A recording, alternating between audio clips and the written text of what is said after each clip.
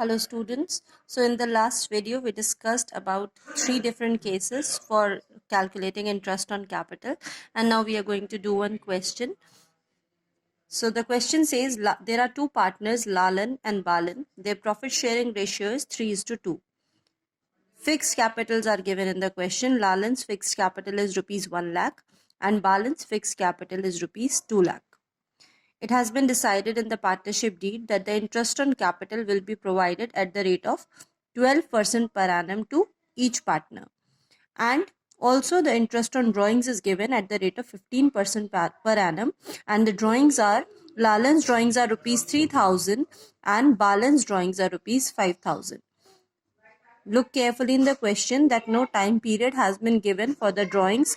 So you have to keep in mind how to do the calculation in this case. The firms are closing on 31st March 2018 and the firm earned a profit before all adjustments rupees 30,000, that is given in the question.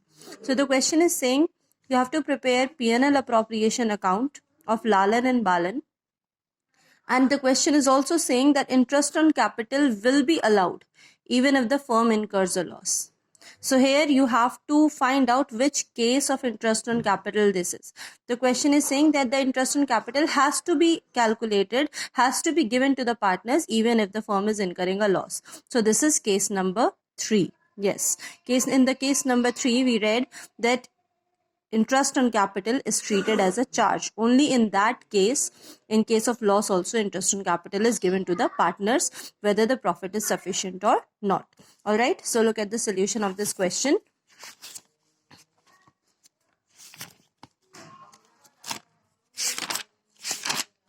Alright, so first of all, we will make profit and loss account before making profit and loss appropriation account. The reason is whenever an item is treated as a charge against profit, that is shown in the P&L account and not in the P&L appropriation account. This you all know, because P&L appropriation account is only about distribution of profits.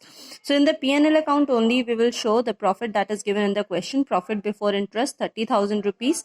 Then we will find out the interest on Lalan's and Balan's capital that we have calculated at the rate of 12% per annum that was given in the question. Alright, and then after this, we will come to know that the total interest on both partners' capital is coming to 36,000 rupees. However, the profit was only 30,000 rupees. So the remaining amount 6,000 will be transferred as loss in the P&L appropriation account. Then our next step is making P&L appropriation account. So first of all, we will transfer the loss that was shown on the credit side of the P&L account to the debit side of P&L appropriation account. Then interest on drawings we will calculate. Lalan's drawings were given 3,000 and Balan's 5,000 rupees, and the rate of interest was 15%.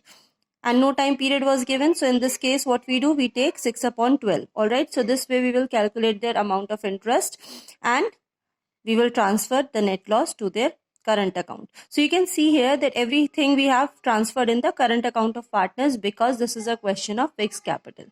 So what is the main thing in this question? This you have done earlier also. You have made P&L account, P&L appropriation account. Thing to remember is that the question said that interest on capital has to be paid even if there is loss. So you have to recognize the case. So this was case number 3. So in the same way you are having these questions. Question number 33, 34, 35. In this different cases will be there. And I have explained all the cases in the previous video. So according to that you have to do these questions. Now we are going to do one more question. It is a little bit different than these questions, but easier. So there are 3 partners A, B and C, and they are in partnership. Their profit sharing ratio is not given in the question. Now it is written in the question that A has contributed rupees 50,000 as his capital and this capital has remained 50,000 for the whole year. There is no change in this. Means he has not brought any additional capital and neither he has withdrawn any amount. Then coming to partner B. B introduced rupees 40,000 in the beginning as his initial capital and then later on he increased this capital to 46,000 at the end of 4 months. And then he withdrew 16,000 rupees at the end of 9 months. So what we have to do, we have to find out the time that the initial capital, the further introduced capital and the withdrawn amount. These things have been done at which time and for how much period each amount of capital has remained in the business. So this 40,000, it remained only for 4 months, because at the end of 4 months 46,000 was increased to 46,000. So you're going to multiply 40,000 with 4 months. So our financial year starts in April, May, June, July. The question is clearly saying that he increased it to 46,000 at the end of 4 months, means at the end of July. So for the first 4 months only 40,000 was there. So 40,000 you will multiply by 4, that will come to 1,60,000. Then he introduced 46,000. But after introducing 46,000, he withdrew 16,000 at the end of 9 months. So what do we mean by at the end of 9 months? Which is the 9th month here? This was the 1st, 2nd, 3rd, 4th, 5th, 6th, 7th, 8th, 9th. So 9th month is December. Alright. So from August till the end of December, how many months are there? 1, 2, 3, 4, 5. August, September, October, November and December. It means 46,000 has remained in business for 5 months. And now how many months are remaining in the year? January, February and March, 3 months. It means 30,000 has remained in business for 3 months. So we will multiply these amounts with the months and we will get the total capital that was introduced by B in that particular financial year. Same we will do for C. C invested 80,000 at first and then he withdrew 20,000 at the end of 5 months.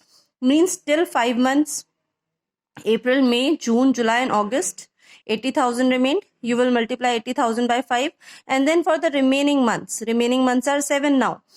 60,000 will be multiplied by 7. Alright, because it is written that he withdrew 20,000. So he withdrew 20,000 of it out of 80,000. So now only 60,000 is remaining here. You will get the capital of C, and then what you are going to do, because there is no ratio given in the question is saying you are required to show the division of profits on the basis of effective capital employed. So what is effective capital employed? You will take out the ratio of the capitals of all the partners, 6 lakh, 4 lakh 80,000 and 8 lakh 20,000. That will come to 30:24:41. And in this ratio, you will divide the given profit that is given in the question. Here it is given 23,750. It will be divided among the partners in this particular ratio. This is how you have to do these questions. So I have sent you the PDF in which the questions have been marked. Do those questions in your registers. Thank you.